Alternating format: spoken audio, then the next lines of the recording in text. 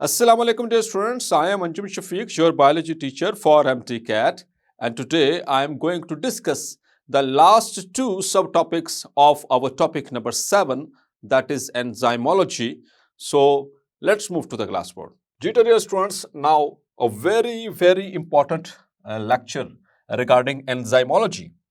और इसी में आम तौर पर स्टूडेंट्स ज़्यादा कंफ्यूज हो जाते हैं अगर कॉन्सेप्ट्स क्लियर ना हो तो क्लियर. सो होपफुली आप लोगों के कॉन्सेप्ट्स क्लियर है. I am just going to revise और giving you the technical points in which way the question can be asked. Clear. So the factors affecting the rate of enzyme action. Enzyme action को हम in other words we also say it as catalysis. उसको catalysis भी कहते हैं. ठीक है. So rate of catalysis मतलब rate of enzyme action. Dear students, तीन चीजें याद रखनी है इस सारे टॉपिक के हवाले से. पहली चीज कि कौन सा जो फैक्टर है वो किस तरीके से इफेक्ट कर रहा है इन रेट ऑफ एंजाइम एक्शन को. नंबर 1, किस तरीके से. नंबर 2, उससे रिलेटेड जो हम ग्राफ यहाँ पे ड्रॉ करेंगे. दो चीजें. और तीसरी चीज कि उससे रिलेटेड अगर कोई स्पेसिफिक वैल्यूज हैं जैसे कि ऑप्टिमम टेम्परेचर या optimum pH of certain enzymes या फिर जनरलाइज्ड, ये जो सी रीडिंग्स हैं ये आपने नोट करनी है. ठीक है. ये असल में वो चीजें हैं जो पूछी जाती हैं. बाकी स्टेटमेंट्स किस तरह से बनेंगे वो आपसे शेयर करता हूं. सो स्टार्ट करते हैं फ्रॉम. तो एक चीज, the functional specificity of enzyme. हमने इससे पहले बात की कि जो एंजाइम्स होते हैं they are very specific in their nature. बहुत ही स्पेसिफिक है. मींस जो कार्बोहाइड्रेजेस हैं वो सिर्फ कार्बोहाइड्रेट्स पे एक्ट कर सकते हैं, वो प्रोटीन्स पे एक्ट नहीं करेंगे, वो लिपिड्स पे एक्ट नहीं करेंगे, वो न्यूक्लिक एसिड्स पे एक्ट नहीं करेंगे. क्लियर. जो प्रोटीएजेस है they will act upon only and only the proteins. अच्छा डियर स्टूडेंट्स, एक बात जो प्रीवियस लेक्चर में मुझसे मिस हो गई वो मुझे अभी अचानक से याद आ गई. नोट कर लीजिए एक बहुत अहम बात. जब भी एंजाइम सबस्ट्रेट कॉम्प्लेक्स बनता है, ठीक है, हमेशा एंजाइम का साइज बड़ा होता है, सबस्ट्रेट कंपैरेटिवली छोटा होता है. ठीक है. किसी भी एंजाइम कैटालाइज्ड रिएक्शन में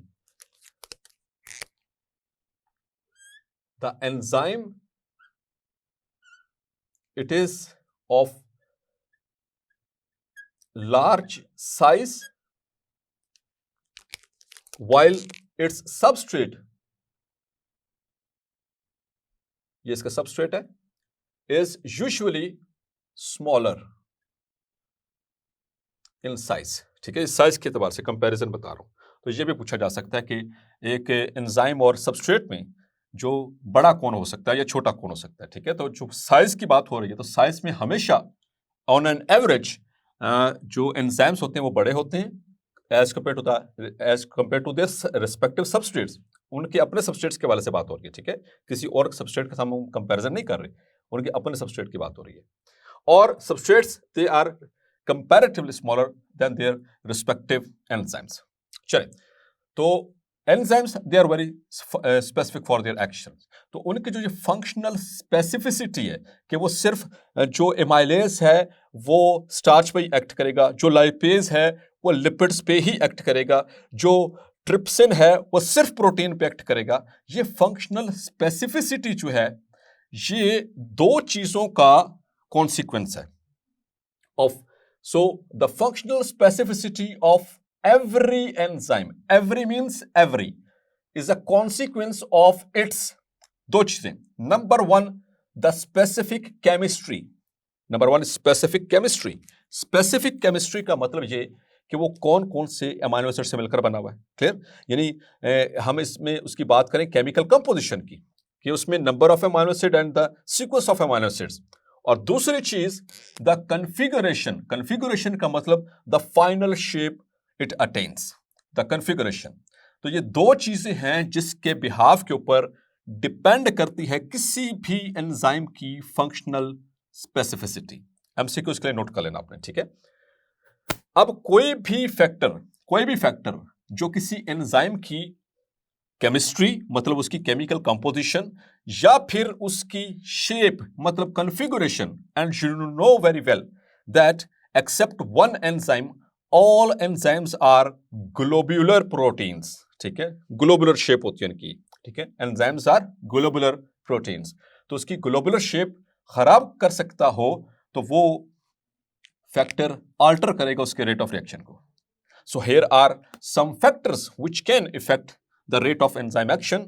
उनमें से 4 फैक्टर्स हमारे सिलेबस में इंक्लूडेड हैं: substrate concentration, enzyme concentration, pH and temperature.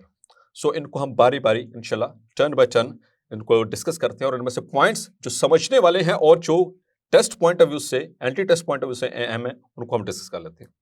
So first of all enzyme concentration. अच्छा जो फैक्टर हम डिस्कस करने वाले हैं एंजाइम कंसंट्रेशन, तो हम इसको ऐड करेंगे। इस चीज को जरा कॉन्सेप्ट को समझना है, ठीक है। ये ऐड करेंगे, जैसे कि एंजाइम की बात कर रही है तो इसको किसके अंदर ऐड करना है? सबस्ट्रेट कंसंट्रेशन के अंदर, ठीक है। So the rate of reaction यानी कि कैटालाइसिस डिपेंड्स डायरेक्टली, मतलब कि ये डायरेक्टली प्रोपोर्शनल रिलेशनशिप है। Enzyme concentration and rate of enzyme action, ये डायरेक्टली प्रोपोर्शनल रिलेशनशिप है। आप एंजाइम कंसंट्रेशन बढ़ाते जाएं और फिर उधर से जितनी ज्यादा आप एंजाइम की कंसंट्रेशन बढ़ाते जाएंगे, रेट ऑफ रिएक्शन आपको उतना ही ज्यादा मिलेगा। अच्छा डियर स्टूडेंट्स, एक और चीज, होपफुली आपका कॉन्सेप्ट होगा, आई am just revising your concept, कि यहां पर हम बार बार वर्ड इस्तेमाल करेंगे कि रेट ऑफ रिएक्शन इंक्रीज कर रहा है, रेट ऑफ रिएक्शन डिक्रीज हो रहा है, रेट ऑफ रिएक्शन सस्टेन्ड है। So what is meant by these statements? हमें कैसे पता चला या हमें कैसे पता है कि रेट ऑफ रिएक्शन बढ़ रहा है या कम हो रहा है या फिर उतना ही है? तो dear students, it's very simple. आपने let's suppose you have enzyme amylase, और आप उसको amylase you know very well, it acts upon the starch. ये स्टार्च को प्रोडक्ट करता है और उसको माल्टोज में कन्वर्ट करता है। तो आपने जब एंजाइम ऐड करना है किसके अंदर? माल्टोज के अंदर, उस पे स्टार्च के अंदर, तो उसको किस में कन्वर्ट करेगा? उसका प्रोडक्ट क्या है? उसका प्रोडक्ट क्या है? माल्टोज। हमने काउंट करना है द नंबर ऑफ प्रोडक्ट्स। अगर 1 मिनट में आए 10 प्रोडक्ट, मतलब कि 10 इमाइलेज एक्ट करने से 10 माल्टोज आई, तो अगले 1 मिनट के अंदर इफ इट इज 20, मतलब कि रेट ऑफ रिएक्शन बढ़ गया, मतलब कि प्रोडक्ट की अमाउंट बढ़ने से, उसकी काउंट बढ़ने से होगा, हम ये क्या परसीव करेंगे कि रेट ऑफ रिएक्शन बढ़ रहा है। अगर इनिशियली आपने जो रेट ऑफ देखा उसका रिएक्शन का, मतलब कि इनिशियली देयर वर जस्ट 10 माल्टोसिस, ठीक है, 10 माल्टोस बने, और फिर आपने 1 मिनट के बाद फिर देखा 10 ही थे, उसके अंदर कोई चेंजिंग नहीं है, नंबर ऑफ जो प्रोडक्ट है वो उतना ही रहा, सेम रहा, इसका मतलब है there will be no further increase in the rate of reaction. और अगर 10 थे, पहले 10 थे और बाद में जब आपने काउंट किए आफ्टर सम टाइम और वो कम हो गए, so it means the enzyme reaction has been decrease. 1 minute में 10 आ रहे थे, अगले 1 मिनट में 5 हो गए, तो मतलब रेट ऑफ रिएक्शन क्या हुआ है? कम हुआ है। क्योंकि ये बार बार टर्म इस्तेमाल होनी है, इसलिए मैं इसको क्लैरिफाई करता चलूं कि रेट ऑफ रिएक्शन का मतलब क्या है। हमें कंसर्न है प्रोडक्ट्स के साथ, ठीक है, तो प्रोडक्ट्स की अमाउंट बढ़ेगी तो रेट ऑफ रिएक्शन बढ़ेगा, और प्रोडक्ट्स की अमाउंट सस्टेन्ड रहेगी तो रेट ऑफ रिएक्शन स्टेशनरी है, ठीक है, no further increase in the rate of reaction, ये स्टेटमेंट आएगी। और अगर रेट ऑफ रिएक्शन कम हो रहा है, मतलब कि हमारे पास जो प्रोडक्ट है वो पहले जितने टाइम में बन रहा था, अब उतने ही टाइम में कम बन रहा है, so that is called as decrease in the rate of reaction. Clear? चलें, अब होपफुली आसान हो जाएगा हमारे लिए। So the rate of reaction depends directly या डायरेक्टली प्रोपोर्शनल रिलेशनशिप है, मतलब कि अगर आप एक क्वांटिटी को बढ़ाते हैं ऑन द लेफ्ट साइड, तो राइट साइड पे भी क्वांटिटी वो इंक्रीज करेगी, और अगर एक साइड पे कम होगी तो दूसरी साइड पे भी कम होगी, तो ये डायरेक्टली प्रोपोर्शनल रिलेशनशिप है, ठीक है। So the rate of reaction depends directly on the amount of enzyme at a specific time. आपने, क्योंकि हम ये तो नहीं है कि हम उसको एंजाइम को डाल दें और 24 घंटे के बाद देखें या 2 दिन के बाद देखें, नहीं, हम उसको स्पेसिफिक गिवन टाइम में चेक करेंगे, पर मिनट, पर 5 मिनट, पर 10 मिनट, पर hour, whatever unit we use. So the amount of enzyme at a specific time at unlimited substrate concentration, this is the condition condition, ये शर्त है, आपके पास सबस्ट्रेट अनलिमिटेड होना चाहिए। अगर आपके पास सबस्ट्रेट अनलिमिटेड का मतलब यहां पर हम उसको इस्तिलाही मानों में लें तो मतलब है कि आपके पास सबस्ट्रेट बहुत ज्यादा पड़ा हुआ है, ठीक है, और आप उसके बाद जब एंजाइम की कंसंट्रेशन उसके अंदर ऐड करेंगे, ऐड करते जाएंगे तो क्या होगा, रेट ऑफ रिएक्शन बढ़ता चला जाएगा, रेट ऑफ रिएक्शन बढ़ता चला जाएगा, ठीक है। एंजाइम को कंसंट्रेशन बढ़ाने से क्या होगा, रेट ऑफ रिएक्शन आपका बढ़ता चला जाएगा, क्योंकि आपके पास सबस्ट्रेट बेतहाशा पड़ा हुआ है, ठीक है। हमने यहां पर बात की अनलिमिटेड, अनलिमिटेड का मतलब है कि बहुत ज्यादा पड़ा हुआ है, तो as compare to the enzyme concentration. अगर आप अमाउंट ऑफ एंजाइम इंक्रीज करेंगे by 2-fold, if the amount of enzyme is increased 2-fold, 2 गुना बढ़ाई एंजाइम की कंसंट्रेशन, तो रेट ऑफ रिएक्शन कितना होना चाहिए जी डियर स्टूडेंट्स। अगर 1 मिनट में 10 एंजाइम डाले और उन्होंने 1 मिनट में 10 माल्टोस बना दिए, और अगर आप अगले 1 मिनट के अंदर उनकी तादाद 20 कर देंगे तो रेट ऑफ रिएक्शन कितना आना चाहिए, कितने माल्टोस बनने चाहिए स्टार्ट से, डेफिनेटली 20, ठीक है। तो रेट ऑफ रिएक्शन क्या हुआ, इंक्रीज हुआ। सो इसी तरह से अगर हम एंजाइम की कंसंट्रेशन बढ़ाएंगे 2 गुना तो रिएक्शन रेट इज डबल्ड।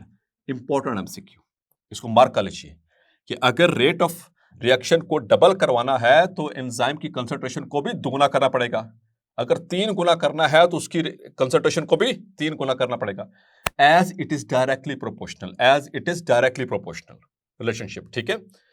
लेकिन यहां पर हम डिस्कस करने लगे हैं उसकी रीजन कि ऐसा क्यों होता है। एंजाइम ऐड करने से होगा क्या कि एक्टिव साइट्स अवेलेबल है, एक्टिव साइट्स अवेलेबल है तो उतने ही ज्यादा क्या बनेंगे, एंजाइम सबस्ट्रेट कॉम्प्लेक्स। आप एंजाइम बढ़ाते जा रहे हैं मतलब कि indirectly you are increasing the active sites increase हो रही हैं, सो मतलब more and more substrate are going to bind on it, ठीक है। तो जितने ज्यादा एंजाइम की एक्टिव साइट के साथ सबस्ट्रेट बाइंड करेगा उतना ज्यादा एंजाइम सबस्ट्रेट कॉम्प्लेक्स बनेगा, फिर उतना ही ज्यादा एंजाइम सबस्ट्रेट कॉम्प्लेक्स से प्रोडक्ट्स निकलने शुरू हो जाएंगे, ठीक है। So the reason is increase in enzyme molecules, आपने इंक्रीज किया एंजाइम मॉलिक्यूल्स को, it increases the number of active sites, very simple. लेकिन आप ऐड करते जा रहे हैं, रेट ऑफ रिएक्शन बढ़ता जा रहा है, ये इसका ग्राफ है, ठीक है। इसको भी मैं अभी क्लैरिफाई करता हूं। अब एक ऐसा लेवल आ गया कि इक्विलिब्रियम हो गया। लेट्स सपोज कि वो जो आपके पास सबस्ट्रेट की कंसंट्रेशन थी वो सारी की सारी प्रोडक्ट्स में कन्वर्ट होगी, वो सारी की सारी किसमें होगी, प्रोडक्ट्स में कन्वर्ट होगी। मतलब कि 100 एंजाइम थे, 100 आपके पास वो थे सबस्ट्रेट थे, बात खत्म, ठीक है। मतलब कि एट इक्विलिब्रियम आ गया। इक्विलिब्रियम के बाद अब आपका क्या ख्याल है, एंजाइम को बढ़ाएंगे, एंजाइम की कंसंट्रेशन को बढ़ाएंगे तो रेट ऑफ रिएक्शन पे क्या फर्क पड़ना चाहिए, को प्रोडक्ट्स बनने चाहिए। यस यू आर राइट, मतलब कि कुछ भी नहीं होगा, फर्दर इंक्रीज एक ऐसा लेवल पहुंच जाएगा जब, ये वो लेवल की बात हो रही है जब इक्विलिब्रियम हो जाएगा, ठीक है। ये लेवल की बात क्या है, जब इक्विलिब्रियम, यानी आप बढ़ाते रहे, आपके पास सबस्ट्रेट पहले पड़ा हुआ था बहुत ज्यादा, आप एंजाइम की कंसंट्रेशन ऐड करते गए बढ़ाते गए, वो जो सबस्ट्रेट थे वो प्रोडक्ट में कन्वर्ट होते गए, आप कंटिन्यू रखे, एक ऐसा लेवल आ गया कि इक्विलिब्रियम हो गया। इक्विलिब्रियम का मतलब कि जितने एंजाइम थे उतने ही सबस्ट्रेट हो गए। Now the equilibrium has attend. इसके बाद, इस इक्विलिब्रियम होने के बाद अब अगर आप एंजाइम को डालेंगे या एंजाइम की कंसंट्रेशन को बढ़ाएंगे, so there will be no further increase in rate of reaction, क्योंकि खाली एक्टिव साइट्स क्या करेंगी जी डियर स्टूडेंट्स, कुछ कर सकते हैं, क्योंकि आपके पास सबस्ट्रेट ही खत्म हो गया। इक्विलिब्रियम का मतलब था कि वो खत्म हो चुका है, सारे सबस्ट्रेट्स जो है वो प्रोडक्ट्स में कन्वर्ट हो चुके। Is it clear? सो यही बात आगे समझाने के लिए लिखी गई है। आफ्टर सर्टेन लिमिटिंग कंसंट्रेशन, एक खास लिमिटिंग कंसंट्रेशन के बाद the reaction rate will no longer depend upon this increase. किसकी इंक्रीज? एंजाइम कंसंट्रेशन की। हम एंजाइम की बात कर रहे हैं, तो इसको मैं समराइज करने लगा हूं। एंजाइम कंसंट्रेशन को हमने लिया सबस्ट्रेट, ये हमारे पास सबस्ट्रेट, बहुत ज्यादा सबस्ट्रेट, ठीक है, और इसमें हमने डालना शुरू किया एंजाइम। तो थोड़ा थोड़ा करके एंजाइम ऐड करते जा रहे हैं, पहले 3 डाले, फिर 6 डाल दिए, फिर उसके बाद जैसे जैसे इंक्रीज करते रहें, एक ऐसा लेवल आने वाला है एंजाइम डालते रहने से, देखें इक्विलिब्रियम हो गया। ये क्या हो गया? इक्विलिब्रियम। इसके बाद क्या होगा? मजीद एंजाइम ऐड करने से further increase in the enzyme concentration, there will be no further increase in the rate of reaction because active sites तो हैं but the substrate is no longer available. Is that clear?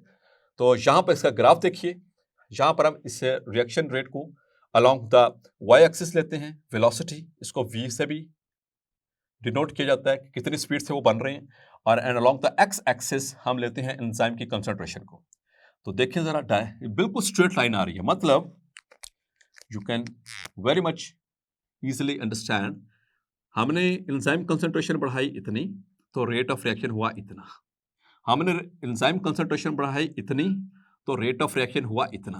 जैसे जैसे concentration बढ़ाते जाएंगे the rate of reaction will be as per the increase, वो बढ़ता चला जाएगा। लेकिन ये वाली स्टेटमेंट याद रखनी है that in increase if the enzyme concentration is increased by 2-fold, reaction rate will be doubled. Hopefully clear? अब दूसरा factor, second factor, that is substrate concentration. तो डियर स्टूडेंट, सबस्ट्रेट आपको पता ना, अभी हम बात करते हैं सबस्ट्रेट जो कि अपने एंजाइम के वॉल्यूम के हिसाब से छोटा होता है, या वो सब्सटेंस जिसके ऊपर एंजाइम एक्ट करता है उसको भी हम सबस्ट्रेट कहते हैं, या वो सब्सटेंस जो प्रोडक्ट में कन्वर्ट किया जाता है उसे कहते हैं सबस्ट्रेट। खैर, तो सबस्ट्रेट कंसंट्रेशन में हमारे पास डियर स्टूडेंट दो सिचुएशंस हैं। सबस्ट्रेट हमारे पास लो भी हो सकता है, मतलब थोड़ा भी हो सकता है। सबस्ट्रेट हमारे पास हाई कंसंट्रेशन में भी हो सकता है। इन दोनों कंसंट्रेशंस में जो इफेक्ट है रेट ऑफ रिएक्शन का वो डिफरेंट आएगा, दैट विल बी डिफरेंट। यहां पर हम क्या करें, एंजाइम कंसंट्रेशन कांस्टेंट रखे हुए हैं, एंजाइम कंसंट्रेशन फिक्स्ड हमारे पास। जैसे यहां पर हमने किया था, ये हमारे पास कंडीशन थी, यहां पर ये वाली हमारी कंडीशन है कि एंजाइम आपने फिक्स रख दिया। अब बहुत आसान सी बात, बहुत कॉन्सेप्चुअल बात और बहुत सादा सी बात, ये देखिए एंजाइम मेरे पास है 50, ये रहा एंजाइम और ये रहा सबस्ट्रेट ENS। एंजाइम है मेरे पास फिक्स्ड है यार, fixed, let's suppose it is 50 enzymes है मेरे पास। मैंने क्या किया कि सबस्ट्रेट को ऐड करना शुरू किया, लेट्स सपोज कि मेरे पास सबस्ट्रेट था 30, सबस्ट्रेट मेरे पास था 30, तो जितना सबस्ट्रेट उसमें डाला, एंटर किया, तो मेरे पास एक्टिव साइट्स कितनी है 50, तो 30 सबस्ट्रेट आसानी के साथ उसके साथ अटैच हो गया और उसके प्रोडक्ट्स बन गए। सो ये है low substrate concentration. So at low substrate concentration, जब हमारे पास सबस्ट्रेट थोड़ा होगा और हमने एंजाइम की कंसंट्रेशन शुरू से फिक्स, अब यहां पर देखें, यहां पर एंजाइम सबस्ट्रेट के अंदर हम एंजाइम डाल रहे थे, यहां पर एंजाइम के अंदर हम सबस्ट्रेट डाल रहे हैं, क्योंकि यहां पर हम बात करें सबस्ट्रेट कंसंट्रेशन की, तो एंजाइम के अंदर हम क्या ऐड करते जा रहे हैं, सबस्ट्रेट। ठीक है, तो अगर सबस्ट्रेट कंसंट्रेशन लो है, so the rate of reaction is directly proportional to the available substrate, जितना था सारा का सारा convert. So at low substrate concentration, reaction rate is directly proportional to the substrate available जितना है उसके डायरेक्टली प्रोपोर्शनल है। आपके पास लेट्स सपोज के 50 आपके पास कबाब है, 50 कबाब्स, और आपने बनाने हैं उससे सैंडविच। ठीक है, आपके पास सैंडविच, उससे सैंडविच बनेगा उससे ब्रेड से, ब्रेड आपके पास है 30, कबाब आपके पास 50, तो एक सैंडविच बनाने के लिए 2 पीस ब्रेड और 1 कबाब चाहिए। तो 50 वो थे आपके पास कबाब, और आपके पास वो कितना है, ब्रेड कितनी है, लेट्स सपोज 30, तो 2 इस्तेमाल होंगी इधर से और 1 एंजाइम 2:1, तो इससे कितने बनने चाहिए, मतलब कि 15 सैंडविच बन गए। और 15 सैंडविच बनने का मतलब है कि इसमें से 15 मैं माइनस कर दूं तो कितना बच गया, बाकी 35 कबाब अभी भी मेरे पास पड़े हैं। तो ये लो सबस्ट्रेट था, लो सबस्ट्रेट कंसंट्रेशन, प्रोडक्ट क्या था हमारे पास, सैंडविच। ठीक है, जो कबाब है हमारे पास एंजाइम, और जो हमारे पास यहाँ पर जो सबस्ट्रेट है वो क्या है, दैट इज ब्रेड। तो थोड़ी सबस्ट्रेट कंसंट्रेशन पे जितना आप उसके अंदर एंजाइम के अंदर डालते जाएंगे तो फॉरेन प्रोडक्ट्स मिलना शुरू हो जाएंगे, डायरेक्टली प्रोपोर्शनल। दूसरी सिचुएशन हमारे पास क्या है, एट हाई सबस्ट्रेट कंसंट्रेशन। अब ऐड करते गए करते गए करते गए, इक्विलिब्रियम पहुंच गया। कितना पहुंच गया? अब 50-50 हो गया। 50 थे, अब लेवल क्या हो गया? 50-50 का क्या मतलब है कि इक्विलिब्रियम। इक्विलिब्रियम। अब क्या आपका ख्याल है कि मैं मजीद सबस्ट्रेट ऐड करूंगा तो रेट ऑफ रिएक्शन का क्या हाल होगा? क्या वो इंक्रीज होगा, उतना ही रहेगा, या डिक्रीज होगा? जी डियर स्टूडेंट्स, शुरू में हमने 30 डाल दिए, 20 बच के थे, फिर डाले 20 और डाले, अब 50 हो गए, 50-50 बैलेंस। 50 के 50 एंजाइम मॉलिक्यूल्स इस्तेमाल हो गए, उन्होंने प्रोडक्ट्स में कन्वर्ट कर दिया सबस्ट्रेट को। अब मजीद सबस्ट्रेट ऐड करने पे क्या होगा? हाई हो जाएगा ना, मतलब 50 के ऊपर मैं डालूंगा, मतलब 60 हो गए, 70 सबस्ट्रेट डाल दूं तो ये high as compare to the enzyme, ये हाई कंसंट्रेशन कहलाएगी सबस्ट्रेट की। सो डियर स्टूडेंट्स, ऐसी सिचुएशन में मजीद सबस्ट्रेट ऐड करने पे there will be no further increase in the rate of enzyme action. Clear? So इसको भी समझ लेते हैं, इसको भी। उसकी रीजन क्या है?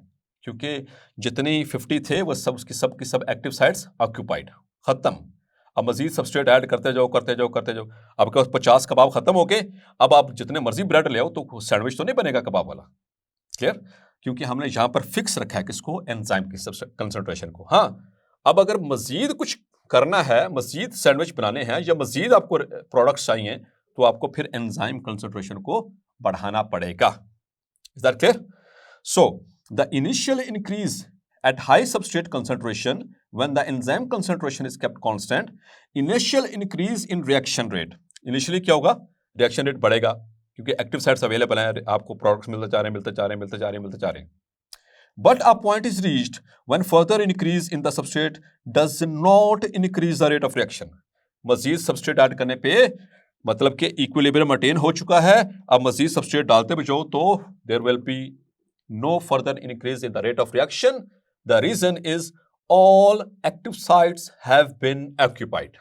So here is the reason.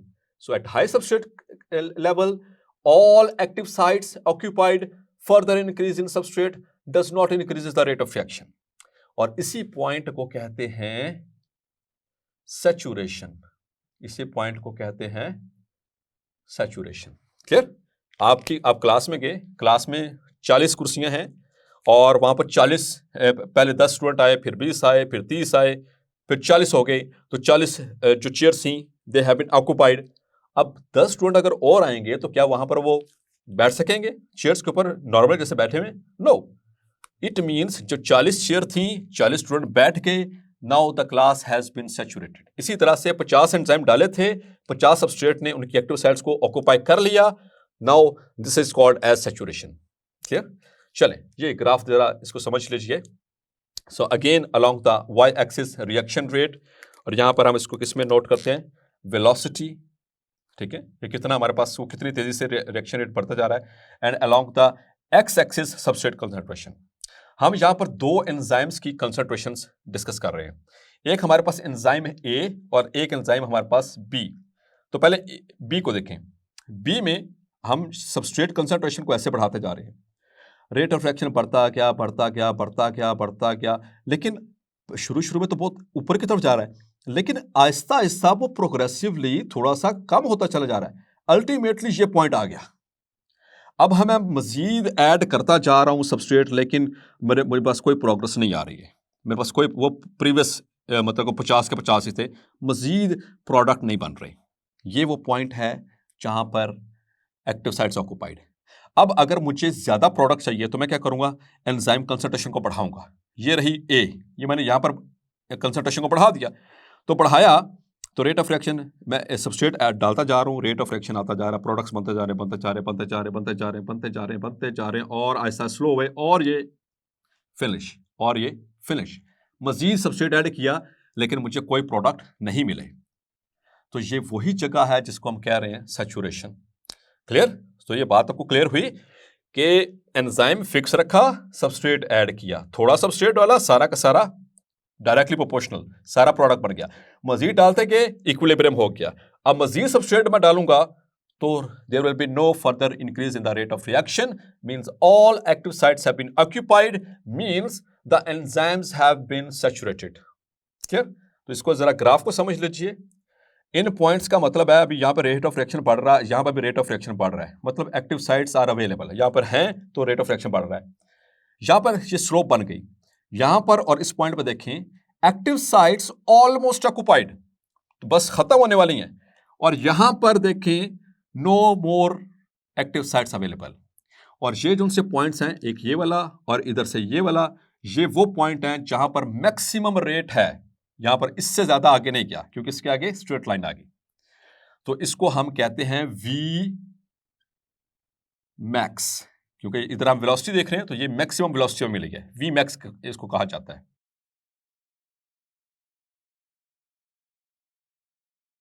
Now, dear students, temperature, the third factor which can affect the rate of enzyme action or catalysis.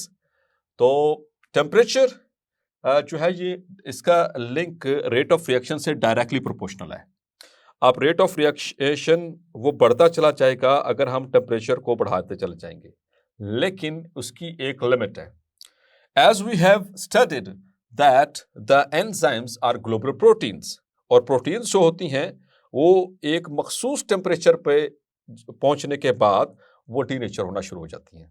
ठीक है, सो एंजाइम्स भी प्रोटीन्स हैं, सो इस वजह से इनके अंदर भी इस चीज का ख्याल रखना पड़ता है। So increase in temperature increases the rate of reaction but up to a certain limit. जैसा कि मैंने भी आपसे जिक्र किया कि temperature increase, rate of reaction increase, but there is a limit. Heat provides activation energy, MCQ के लिए मार्क कर लीजिए प्लीज। हीट क्या प्रोवाइड करती है? एक्टिवेशन एनर्जी, जिसको हम पहले भी डिफाइन कर चुके हैं। It is the minimum amount of energy that required to start a chemical reaction. तो ये उसको एक्टिवेशन एनर्जी प्रोवाइड करती है हीट एंजाइम्स को, एक रिएक्शन को। और heat provides kinetic energy to the reactants. Kinetic energy या फिर एक्टिवेशन एनर्जी, दोनों टर्म्स इस्तेमाल हुई हैं हमारे सिलेबस में। सो ये काइनेटिक एनर्जी जो मूव करने की वजह से, जैसे एक्टिवेशन एनर्जी मिलेगी, they will start moving, they will possess the kinetic energy to the reactants. Reactants यहाँ पे कौन कौन से हैं? एंजाइम और सबस्ट्रेट। तो जैसे जैसे इनकी हीट एनर्जी को गेन करते जाएंगे, इनके अंदर एक्टिवेशन एनर्जी आती चली जाएगी, तो दे will start vibrating, they will start vibrating. और इन वाइब्रेशंस के दौरान क्या होगा? इनका एंजाइम और सबस्ट्रेट का आपस में कोलाइड होने का जो चांस है वो बढ़ जाएगा। ठीक है, जितनी जल्दी वो आपस में कोलाइड करेंगे उतनी जल्दी एंजाइम सबस्ट्रेट कॉम्प्लेक्स बनेगा, जितनी जल्दी एंजाइम सबस्ट्रेट कॉम्प्लेक्स बनेगा उतनी जल्दी सबस्ट्रेट भी बन जाएगा, प्रोडक्ट्स भी बन जाएंगे। सो इसी तरह से to the kinetic energy to the reactants causing them to move rapidly, chances of collisions are increased। तो इससे का फायदा क्या होगा कि उनके दरमियान जो कोलिजन्स होने वाली है, जैसे वो वाइब्रेट कर रहे हैं तो उनके दरमियान कोलिजन्स, वो उनका जो चांस है वो बढ़ना हो जाएगा। और इस तरह से रेट ऑफ रिएक्शन हमें बढ़ता हुआ नजर आएगा। ये देखें, हीट को हम बढ़ाते जा रहे हैं, टेम्परेचर को बढ़ाते जा रहे हैं, रेट ऑफ रिएक्शन बढ़ रहा है, यहाँ पर आकर मैक्सिमम हो चुका है।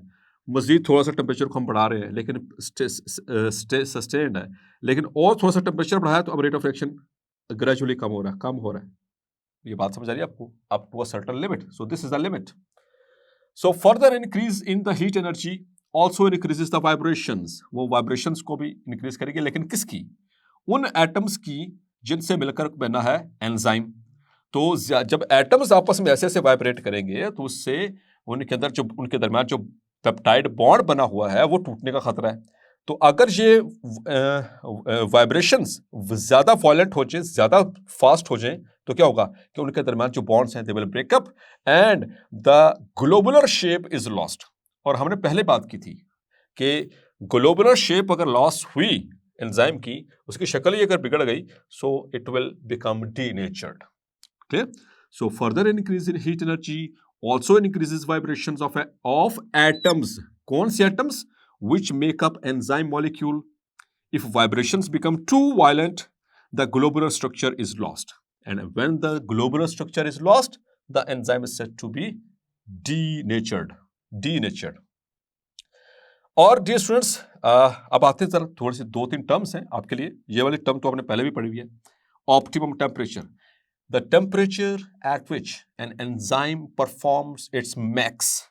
एक वो टेम्परेचर जिस पे कोई भी एंजाइम अपनी मैक्सिमम कैटेगरी अपनी मैक्सिमम एक्टिविटी दे सकता है, मैक्सिमम रेट के ऊपर जो सबस्ट्रेट्स उनको प्रोडक्ट्स में कन्वर्ट कर सकता है, उस टेम्परेचर को कहते हैं द ऑप्टिमम टेम्परेचर।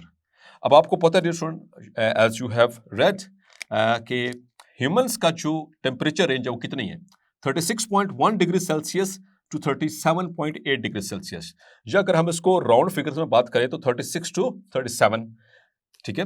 तो 37.8 और 36.1 के इधर ये रेंज है।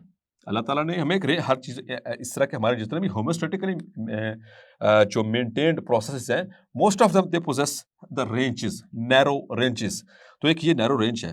जब इस नैरो रेंज के आगे या पीछे कोई मतलब कि टेम्परेचर फॉल करता है, ज़्यादा हो जाए या इससे कम हो जाए, then the conditions become abnormal.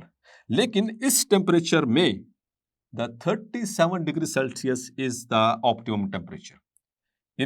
इस रेंज में 37 डिग्री सेल्सियस ये हमारा ऑप्टिमम टेम्परेचर है हमारे एंजाइम्स का जो हमारी बॉडी में काम करते हैं, ठीक है। लेकिन डियर स्टूडेंट्स, जो बैक्टीरिया होते हैं आमतौर पर जो हॉट स्प्रिंग्स में रहने वाले होते हैं, गर्म पानी के चश्मों में रहने वाले होते हैं, उनके एंजाइम्स का जो ऑप्टिमम टेम्परेचर है वो काफ़ी ज़्यादा होता है, जैसा कि 70 डिग्री या उससे भी समटाइम्स ज़्यादा हो सकता है। और ऐसे बैक्टीरिया के जो एंजाइम्स होते हैं इनको इस्तेमाल किया जाता है इन द बायोलॉजिकल पाउडर्स, क्योंकि जब हाई टेम्परेचर के ऊपर वॉशिंग जहां पर की जाती है तो ताकि एंजाइम डीनेचर ना हो जाए, ऐसे बायोलॉजिकल पाउडर्स में इन बैक्टीरिया के एंजाइम्स को इस्तेमाल किया जाता है, क्योंकि ये इनकी थर्मल स्टेबिलिटी कंपैरेटिवली ज़्यादा होती है as compare to the human enzymes and other animal enzymes. चलिए, आपके लिए दो और टर्म्स हैं, एक है जी मैक्सिमम टेम्परेचर और एक है मिनिमम टेम्परेचर। तो क्या ख्याल है, क्या हो सकता है? So as you have read, maximum temperature वो टेम्परेचर है, आपने रेट ऑफ रिएक्शन, आपने टेम्परेचर इंक्रीज किया, रेट ऑफ रिएक्शन बढ़ रहा है बढ़ रहा है बढ़ रहा है बढ़ रहा है बढ़ रहा है बढ़, बस that's it, this is the max, this is max. इसके बाद क्या होगा, अब एंजाइम डिनेचर होना शुरू हो गया। सो the temperature at which the enzyme is denatured is called the maximum temperature। यानी जैसे ह्यूमंस के अंदर 37.8 से ऑनवर्ड हम जाएंगे, 37.8 डिग्री सेल्सियस से ऑनवर्ड जाएंगे, सो उसके बाद हमारे एंजाइम्स डिनेचर होना शुरू हो सकते हैं। सो that is the maximum temperature. अच्छा डियर स्टूडेंट्स, एक मजे की बात कि हाई टेम्परेचर क्या करता है, वो डिनेचर करता है एंजाइम को, लेकिन इसके अगर हम ऑपोजिट जाएं दूसरी एक्सट्रीम पे, लो टेम्परेचर पे, फ्रीजिंग टेम्परेचर पे, तो एंजाइम डीनेचर नहीं होगा बल्कि वो इनएक्टिव हो जाएगा। क्लियर, ये कॉन्सेप्ट क्लियर रखना है। हाई टेम्परेचर पे डीनेचर खत्म, और एक दफा डीनेचर हो गया कभी रीनेचर नहीं हो सकता। आप कभी भी आप अंडे से ऑमलेट बना लें तो ऑमलेट को वापस उस एग के अंदर नहीं डाला जा सकता जैसे वो पहले था, ठीक है। Once it is denatured it can not be renatured. लेकिन at low temperatures the low temperature causes the enzymes to become inactive but not denatured, याद रखिएगा। और थोड़ा सा फिर टेम्परेचर बढ़ाने से क्या होगा, जैसे जैसे वो टेम्परेचर गेन करते जाएंगे एक ऐसा टेम्परेचर पहुंचेगा जिसपे वो दोबारा से एक्टिवेट होना शुरू हो जाएंगे। वो कम से कम वो टेम्परेचर जिसपे वो दोबारा एक्टिवेट होना शुरू हो जाए वो कहलाता है minimum temperature. So the temperature at which the inactive enzyme becomes active again, so that is called as the minimum temperature। clear? तो ये तीन टेम्परेचर्स हैं, ऑप्टिमम जिसपे मैक्सिमम परफॉर्मेंस, मैक्सिमम जिसपे एंजाइम डीनेचर्ड, मिनिमम जिसमें दोबारा से वो इनएक्टिव फॉर्म से एक्टिव फॉर्म में आ जाए। सो that is the minimum temperature. So here is a graph representing the effect of temperature on the rate of reaction. So as usual, along the y-axis we are taking the reaction rate, and along the x-axis we are taking the temperature. So temperature 0, 10, 20, 30, 37, 50, 60, 70, on, depending upon the organism. So as you can see, यहाँ से देखें ये 0 से temperature हम बढ़ाते जा रहे हैं, रेट ऑफ रिएक्शन बढ़ रहा है बढ़ रहा है बढ़ रहा है बढ़ रहा है बढ़ रहा है, and on and on and on and on, और 37 डिग्री सेल्सियस पे जाकर के ये मैक्सिमम है। इससे थोड़ा सा ऊपर गए तो थोड़ा सा सस्टेन रहा, लेकिन मजीद आगे जाने से रेट ऑफ रिएक्शन क्या हुआ, वो कम होना शुरू हो गया है, इट इज गोइंग डाउन। तो कम होने का मतलब ये है कि the enzyme has been denatured. Clear? और ये टर्म मैं पहले एक्सप्लेन कर चुका हूं कि रेट ऑफ रिएक्शन कम होना या ज्यादा होना क्या है, it depends upon the number of products we have got in a time unit. Clear? तो ये बात, ये जो टेम्परेचर है ये optimum temperature, this is indicating the denaturation of enzyme, मतलब कि this is showing the max temperature, इसको हम मैक्स टेम्परेचर भी कह सकते हैं। ठीक है, और एक बहुत अहम एमसीक्यू आपके लिए, the rate of reaction doubles, rate of reaction double हो जाता है हर 10 डिग्री सेल्सियस राइज और इंक्रीज इन टेम्परेचर। जैसे जैसे 10 डिग्री, हर 10 डिग्री पे एवरी 10 डिग्री सेल्सियस इंक्रीज और rise in temperature doubles a reaction rate. जैसे कि लेट्स सपोज ओवर हियर, मैं एक मिसाल दूंगा। सो here is the at 10 degrees Celsius the rate of reaction is like this, but at 20 degrees Celsius the rate of reaction is now, ये पहले इतना था, it is now doubled. So hopefully answered. So इसी तरह से 30 पे ले जाएंगे, 10 मजीद ऐड करेंगे तो वो उससे भी ज़्यादा होना शुरू हो जाएगा। ठीक है, सो ये आपने याद रखना है कि हर 10 डिग्री सेल्सियस टेम्परेचर राइज करने पे रिएक्शन रेट पहले से डबल हो जाएगा। ठीक है, now coming towards the pH. So every enzyme functions most effectively over a narrow range of pH. उस pH को कहते हैं its optimum pH, उस एंजाइम की optimum pH जिस पे अपनी मैक्सिमम परफॉर्मेंस दे रहा है, उसमें बहुत इफेक्टिवली वर्क कर रहा है। अब हमारी जब टेम्परेचर की बात करें तो वो ये तो यूनिफॉर्म फैक्टर है, यानी अगर टेम्परेचर कम होगा या ज्यादा होगा तो पूरी बॉडी का कम ज्यादा होगा। लेकिन जहां तक पीएच की बात है, हमारे पास मुख्तलिफ जगहों पे मुख्तलिफ पीएच अल्लाह ताला ने रखी है। ब्लड की पीएच डिफरेंट है, जो सलाइवा की पीएच डिफरेंट है, फ्रेश की डिफरेंट है, स्टेल की डिफरेंट है, आपने पढ़ा हुआ है। ठीक है, इसी तरह से स्टमक के अंदर पीएच डिफरेंट है, इस तरह से जो लिवर के एंजाइम्स है वहाँ की पीएच डिफरेंट है। सो हर एंजाइम अपने एक मखसूस पीएच रेंज में काम कर रहा है, जिसमें अपनी वो बेस्ट परफॉर्मेंस देता है, उसको हम कहते हैं उसकी मैक्सिमम पीएच, उसकी ऑप्टिमम पीएच। अब अगर इसकी पीएच में चेंज लाया जाए, किसी भी एंजाइम की पीएच में जिस रेंज में वो काम कर रहा था उसमें अगर उतार चढ़ाव लाया जाए, सो डियर स्टूडेंट्स, अगर तो है थोड़ा सा चेंज, एक एंजाइम जो जिस टेम्परेचर जिस पीएच पे बेस्ट काम कर रहा था उसमें थोड़ा सा चेंज लाया जाए, स्लाइट चेंज, तो उससे क्या होगा, it will lead to the ionization of the amino acids at the active site. तो जो एक्टिव साइट के ऊपर जो अमीनो एसिड्स हैं उनकी आयोनाइजेशन स्टार्ट हो जाएगी, और इवन उसी एनवायरनमेंट में चूंकि सबस्ट्रेट भी मौजूद है तो सबस्ट्रेट की भी आयोनाइजेशन स्टार्ट हो जाएगी। अल्टीमेटली रिजल्ट क्या मिलेगा, the enzyme activity is totally retarded और ब्लॉक्ड, या तो वो खत्म हो जाएगी, मतलब कि वो कोई प्रोग्रेस नहीं आ रही होगी, या फिर कम होना शुरू हो जाएगी। So here we go, so slight change in pH changes the ionization of amino acids at active site and may affect the ionization of the substrate because क्योंकि दोनों रिएक्टेंट्स एक ही एनवायरनमेंट के अंदर मौजूद हैं। अब बात करते हैं एक्सट्रीम चेंज, थोड़ा सा चेंज डाला तो आयोनाइजेशन हो, मतलब इफेक्ट हुई जस्ट, वो जैसे इफेक्ट खत्म होगा तो ionization it could be reversed. लेकिन जब एक्सट्रीम चेंज हो गया, बहुत ज्यादा चेंज हो गया किसी एंजाइम का पीएच, तो उस कंडीशन में क्या होगा डियर स्टूडेंट्स, उस कंडीशन में ये होगा कि जो पॉलीपेप्टाइड बॉन्ड्स थे, the peptide bonds between the amino acids, the peptide bonds will break up. जब पेप्टाइड बॉन्ड ब्रेक हुआ तो वो चेन ब्रेक हुई, तो जो ग्लोबुलर स्ट्रक्चर था दैट विल बी लॉस्ट। तो जब ग्लोबुलर स्ट्रक्चर लॉस हो तो क्या होता है, the enzyme is said to be denatured. So extreme change in pH, the bonds in enzyme causes the enzyme bonds in the enzyme to break, leading to the enzyme denaturation। और आज का सबसे अहम एमसीक्यू याद रखिएगा कि optimum pH for most of enzymes है, हमारी बॉडी में जितने भी एंजाइम काम कर रहे हैं उनमें ज्यादातर एंजाइम्स कौन सी पीएच रेंज में काम करते हैं, that is 6 to 8। So optimum pH for most enzymes fall in range of pH 6 to 8।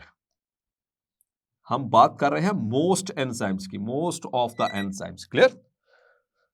अब आए थोड़ा सा एंजाइम्स की और उनकी ऑप्टिमम पीएच के हवाले से थोड़ा सा डिस्कस कर लेते हैं। लाइक पेप्सिन आपको पता है ये प्रोटियोलिटिक एंजाइम है, प्रोटीन के ऊपर एक्ट करता है और उनको पॉलीपेप्टाइड और पेप्टोन में कन्वर्ट करता है। It has got the optimum pH of 2.0। ठीक है, ये इसको एसिडिक एनवायरनमेंट में काम करता है in the stomach. Sucrase, it acts upon the sucrose and converts it into glucose and fructose. And इसको optimum pH चाहिए 4.50. Enterokinase, ये एंजाइम डियोडिनल मिकोसा में रिलीज होता है जब उधर से पैनक्रियाटिक जूसेस आते हैं और उधर से बाइल आती है, ठीक है. तो उस वक्त जो ट्रिप्सिनोजन है उसको एक्टिवेट करने के लिए एंटेरोकाइनेज की जरूरत पड़ती है, ट्रिप्सिनोजन को ट्रिप्सिन में कन्वर्ट करने के लिए. और इसकी जो पीएच है दैट इज 5.50. उसके बाद सेलाइवरी इमालेज, जिसको हम टाइलिन भी कहते हैं, ठीक है, उसका दूसरा नाम टाइलिन. सो ये हमारे सलाइवा, जो हमारे सलाइवरी ग्लैंड्स हैं, इसके अंदर जो इमालेज है इसकी पीएच है 6.80. नाउ द कैटालेज, इसकी जो pH है, it is 7.60. Chymotrypsin, it has got a pH of 7 to 8. 7 to 8. Clear? Or pancreatic lipase, it acts on the lipids and converts it into fatty acids and glycerol. It has got a pH of 9.0. Or arginase, it has got the pH of 9.7. तो अब तक ये हमारी जो list है इसमें maximum जो है वो 9.7 है और मिनिमम हमारे पास 2 है, हाईली एसिडिक, और ये एल्कलाइन. क्लियर? आर्जिनेज, ये आर्जिनिन को ऊपर एक्ट करता है और उसमें से यूरिया को रिमूव करवा देता है, ठीक है. And again it is converted into ornithine.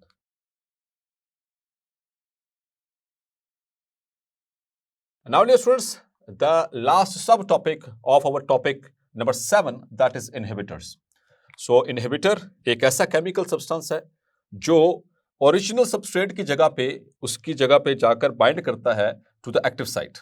जहां पर ओरिजिनल सबस्ट्रेट यानी एक्टिव साइट के ऊपर बाइंड करना था, वहां पर जाकर बाइंड कर रहा है एक ऐसा केमिकल सब्सटेंस जो कि उसको एक्टिव साइट को ब्लॉक कर देगा. तो ऐसी सूरत में प्रोडक्ट्स नहीं बनेंगे. There will be no formation of products. Let's suppose this is ये ब्लू मार्कर और ये ब्लू इसका कैप देखिए, इसको consider it, this is enzyme, ये इसकी एक्टिव साइट और ये सबस्ट्रेट. तो ये जेन्युइन सबस्ट्रेट है, ये इसके ऊपर ऐसे आकर बाइंड हो गया, ठीक है. अब इसी तरह से कोई और इससे मिलता जुलता कोई केमिकल, वो जब इस एक्टिव साइट की जगह पर आकर बाइंड कर देगा, तो अब ओरिजिनल सबस्ट्रेट इस पे बाइंड नहीं कर सकता क्योंकि उसने इसको ऑक्यूपाई कर लिया है. तो जब ओरिजिनल सबस्ट्रेट ही बाइंड नहीं कर पाया तो उससे प्रोडक्ट नहीं बनेगा. Is that clear? So this is how we can understand the concept of inhibitors. So inhibitor, it is a chemical substance that can bind in place of substrate to the active site. No products are formed. It blocks the active site, whether temporarily or permanently. Clear? वो वक्ती तौर पर भी उसको block कर सकता है active site को, और उसको मुसलसल मुस्तकिल तौर पर भी ब्लॉक कर सकता है एक्टिव साइट को. तो जब मुस्तकिल तौर पर ब्लॉक होगी, so there will be no further formation of products. इसकी एग्जांपल्स द पॉइजन्स, जहर, और इसी तरह से साइनाइड्स, ये भी सिंथेटिक जो है वो पॉइजन्स की तरह के होते हैं. वेनम्स, ये नेचुरल होते हैं, जैसे सांप का जहर, जब कोई सांप डस जाता है या कोई स्कॉर्पियन और some any other poisonous insect, जब भी वो काटेगा तो उनके जो वेनम्स होते हैं they act as inhibitors. And anti metabolites आमतौर पर ये ऐसे केमिकल्स होते हैं जो कि रिजेंबल करते हैं with the nitrogenous bases, purines and pyrimidines, and they interfere with the DNA synthesis. Clear? So इस तरह से, या फिर मुख्तलिफ ड्रग्स हैं जो कि इनहिबिटर्स के तौर पर काम करती हैं, ठीक है, जो जाकर ऑलरेडी जो पहले से चल रहे रिएक्शंस होते हैं सेल के अंदर, उनको रोक देते. तो इनहिबिट का मतलब ही रोक देना है, तो पहले से मौजूद रिएक्शन को रोक देना. अच्छा ये स्टूडेंट, इसको ज़रा कॉन्सेप्ट में ये ज़रूर रखें कि किसी रिएक्शन को रोक देना, इट डजंट मीन कि something is going to be negative. ये कि सिर्फ नेगेटिव एस्पेक्ट में ऐसा हो रहा है, ये पॉजिटिव एस्पेक्ट्स में भी होता है, ठीक है. वो किस तरह से, अभी हम उसको डिस्कस करते हैं. So there are two major categories of inhibitors. Number 1 are the irreversible inhibitors and number 2 are the reversible inhibitors. तो नाम में ही इनका काम छुपा हुआ है. Irreversible मतलब कि अगर ये अटैच हो गया एक्टिव साइट पे ओरिजिनल सबस्ट्रेट की जगह के ऊपर, तो ये कभी भी उतरेगा नहीं कभी भी, तो कभी भी प्रोडक्ट्स नहीं बनेंगे। जबकि दूसरी तरफ रिवर्सिबल इनहिबिटर्स, रिवर्सिबल मतलब अटैच हो गया लेकिन बाद में वो कुछ देर के बाद वो वहां से डिटैच भी हो सकता है। तो जैसे डिटैच होगा, ओरिजिनल सबस्ट्रेट अगर बाइंड कर गया तो प्रोडक्ट फॉर्मेशन स्टार्ट। सो ये वक्ती तौर पर, तो हमने यहाँ पे बात की थी ब्लॉक्स एक्टिव साइट टेम्पोरेरली और परमानेंटली। तो टेम्पोरेरली कौन करते हैं? रिवर्सिबल इनहिबिटर्स, और परमानेंटली कौन करते हैं? the irreversible inhibitors. So let's have a look upon them. So the irreversible inhibitors, they check reaction rate. check का मतलब यहां पर है to stop, ये रोक देते हैं, वो बंद कर देते हैं। They check the reaction rate by occupying the active sites. या तो ये एक्टिव साइट के ऊपर आकर बाइंड कर देते हैं और वहां पर बना लेते हैं covalent bonds. They form the covalent bonds, और covalent bond as you know it's a very strong bond, और डिस्ट्रॉइंग द ग्लोबुलर शेप। तो ग्लोबुलर शेप भी जब डिस्ट्रॉय होगी एंजाइम की, तो वहां पर सबस्ट्रेट कैसे बाइंड कर सकता है? तो ये दो तरीके से जो है वो एंजाइम एक्शन को इफेक्ट करते हैं।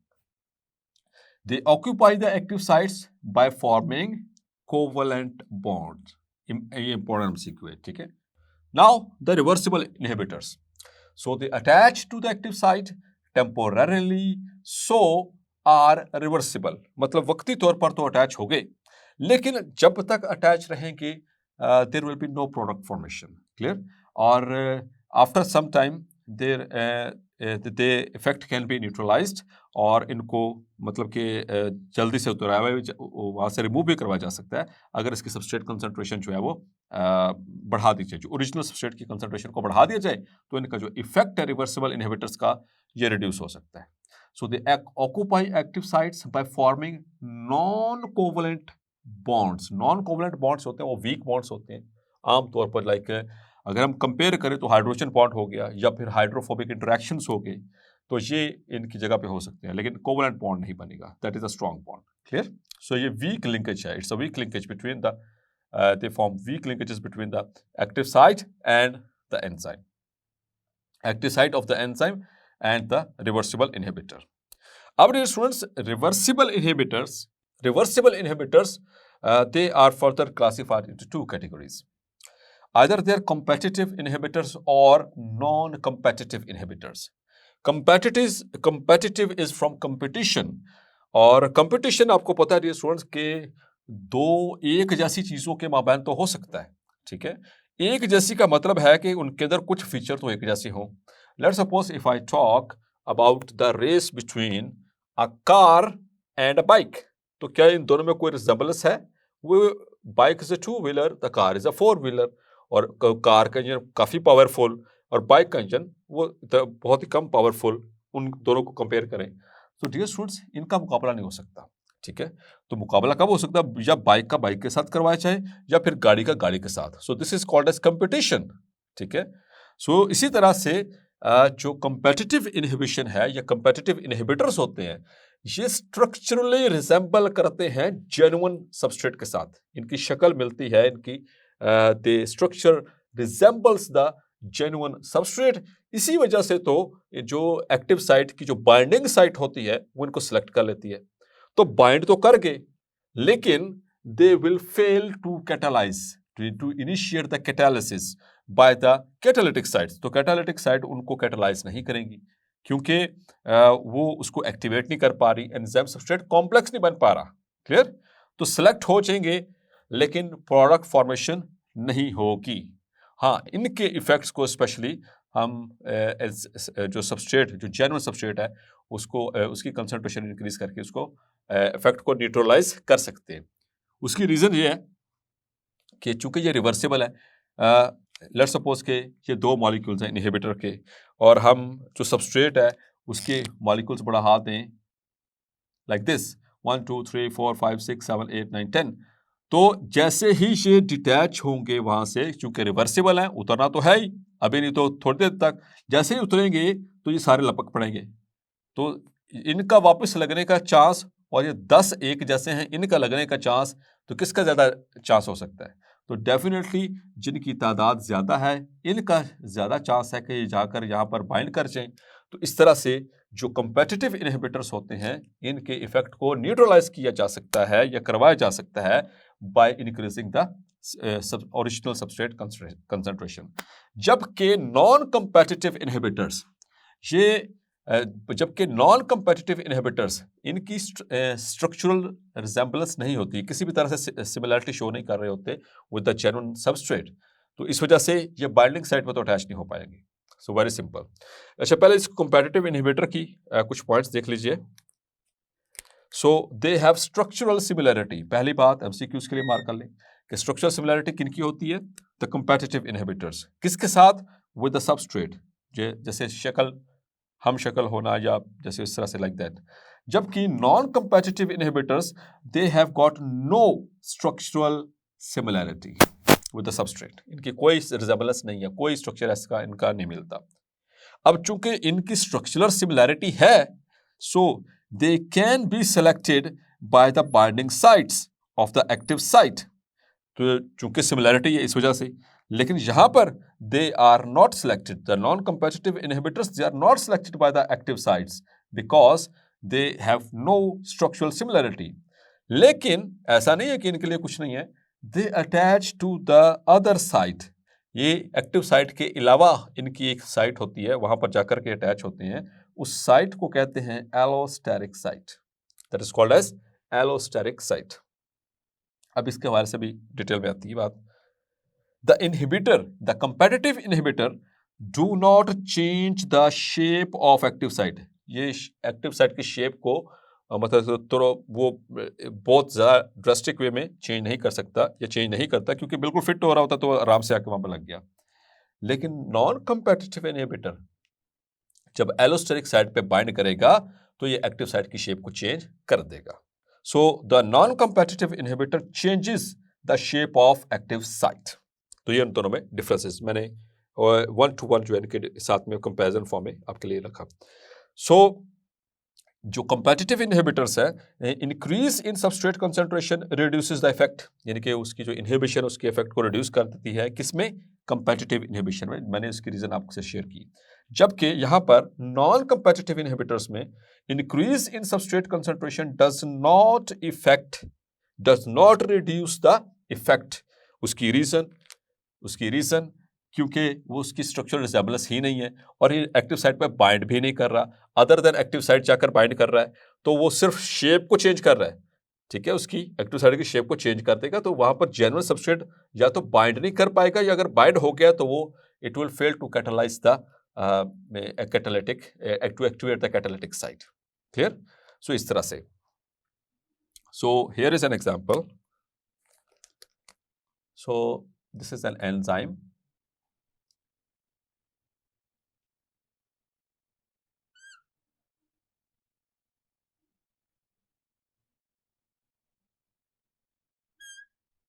So this is the enzyme like this।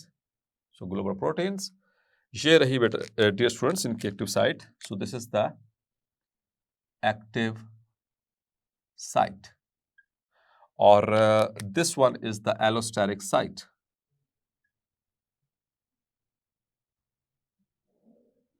So normally क्या होगा कि जब एलोस्टेरिक साइट पे कोई इसका इनहिबिटर आकर अटैच नहीं हुआ, तो जो जेन्युइन सबस्ट्रेट है वो यहाँ पर बाइंड कर सकता है, क्योंकि इसकी शेप ऐसे एक्सपोज्ड है।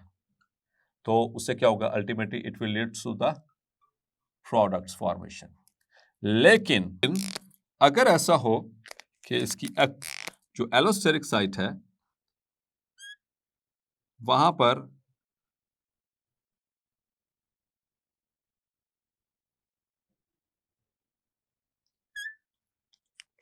जो एलोस्टेरिक साइट है वहां पर जाकर इनहिबिटर यानी कि नॉन कंपेटिटिव इनहिबिटर यहां पर आकर बाइंड कर गया। सो this is the non competitive inhibitor.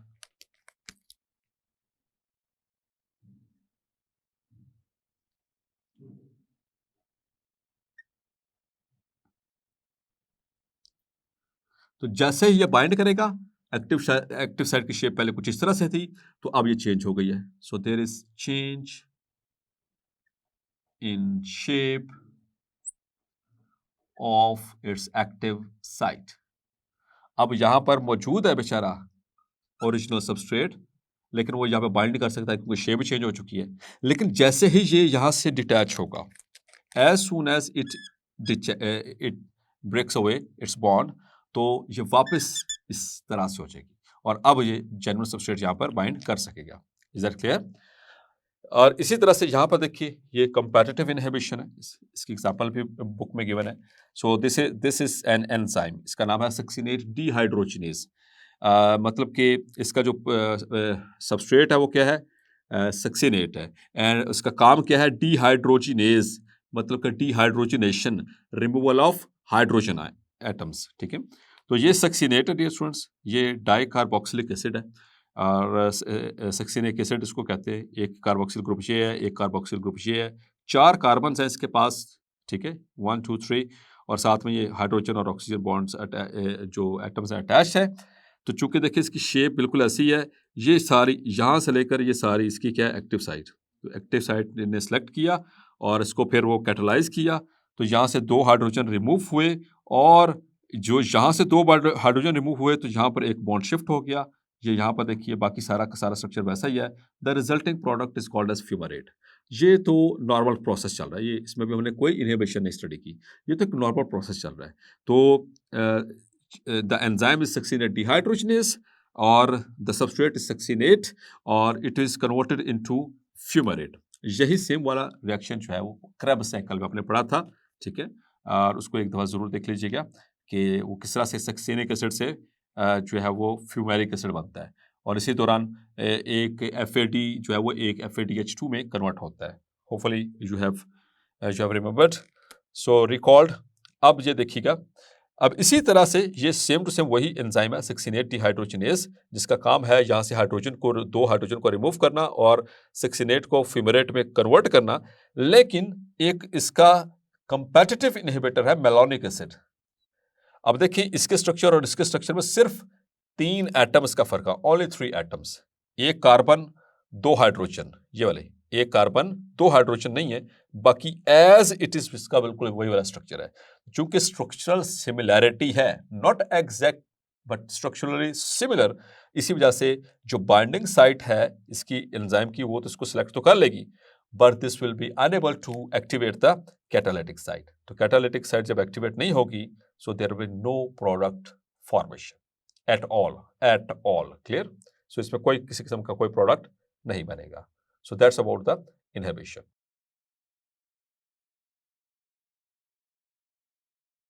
जी तो dear students, let's have a quick overview and a quick quiz for you, which we studied today in the lecture. So here we go. The rate of reaction doubles for each dash rise in temperature. So the answer is each 10 degrees Celsius increase, her 10 degree Celsius बढ़ने से rate of reaction double हो जाता है। Clear? And the optimum pH for most of the enzymes fall in range, that is pH ज्यादातर हमारी body के जो enzymes हैं उनकी जो ऑप्टिमम pH है वो एक रेंज में फॉल करती है, और वो रेंज क्या थी dear students? Yes, so it is 6 to 8. Clear? And it is important one. The malonic acid is competitive inhibitor of, ये competitive inhibitor है किसका? सक्सिनेट का, फ्यूमेरेट का, अल्फा कीटोग्लूटारेट का, या फिर मैलेट का? जी dear students, so it is of succinate. Clear? If amount of enzyme is increased 2 folds at unlimited substrate concentration, reaction rate is doubled, tripled, no change or decrease. जी dear students, तो 2 गुना substrate concentration, 2 गुना enzyme concentration को बढ़ाने से at unlimited substrate concentration rate of reaction भी double होगा। Clear? The temperature at which an enzyme becomes denatured is called its, जी क्या कहते हैं उसको? Minimum temperature, maximum temperature, optimum temperature और freezing temperature. That is its maximum temperature. You are correct. Now, the optimum pH for arginase is, it's the maximum 9.70. Clear? And the optimum temperature for bacterial enzymes which live in the hot springs is, it's 70 degree Celsius. Clear? जी तो dear students, आज के lecture में हमने the factors affecting the rate of enzyme action means the catalysis उसको हमने discuss किया. उसमें enzyme concentration, substrate concentration, effect of pH and the effect of temperature have been studied in detail along with the MCQs. Or in the last we have discussed the last topic, that is inhibition. तो dear students, inhibition में हमने दो तरह के inhibitors को divide किया, उसमें the reversible and irreversible, और फिर reversible को into competitive and non-competitive inhibitors. And at the last we have solved a few important MCQs from today's lecture. So hopefully you have been clear in the today's lecture. So मिलते हैं next lecture में. If there is any query related to today's lecture, you can drop your question in the comments box. Our subject specialist will answer you soon. Next lecture तक अपना ख्याल रखिएगा. अल्लाह हाफिज.